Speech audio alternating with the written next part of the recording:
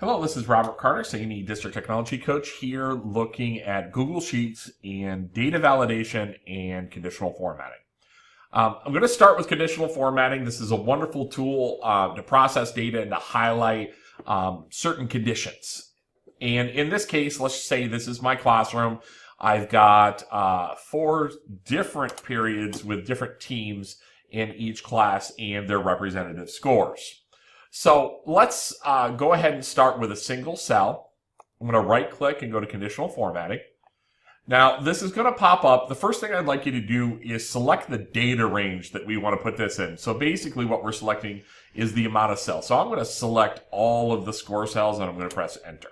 So now you can see B2 to E5 is the cells that we want formatted. Now there's format rules. There's a ton of them. I'm only going to focus on the values that stick to numerical values. So less than 65, I'm going to format it in red.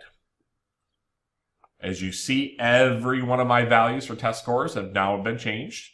And I'm going to go ahead and hit done.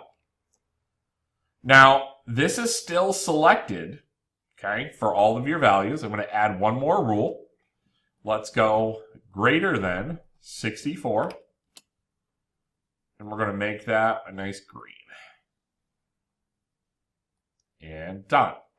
Now, as I mentioned, there's a lot of different formatting rules in here. You can certainly format different text values as well, ranges, all sorts of things. But this is just one example of the kind of things that you can do with a good conditional format.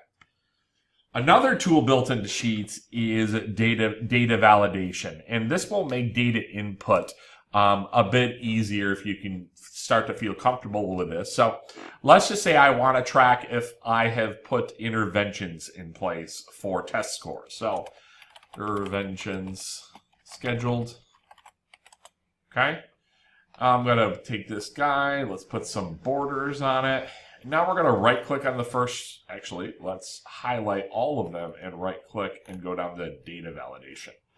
Now in this case, I can select different criteria. I can make it a date box, a text box, number box, a list of items, or a list from a range as well too. I'm going to focus on what makes sense in this situation, but you can certainly play around with the different options. You can see that my cell range is going to take care of all of these at once. Let's do a list of items, and we're simply going to say yes or no, separated by a comma. We're going to use a drop-down list in the cell, okay? That actually will make it so that the people who input the data or yourself does not have to type it in, okay?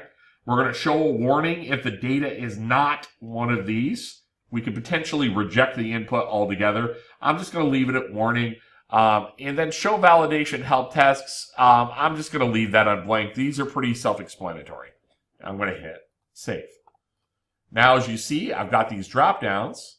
I can tell whether something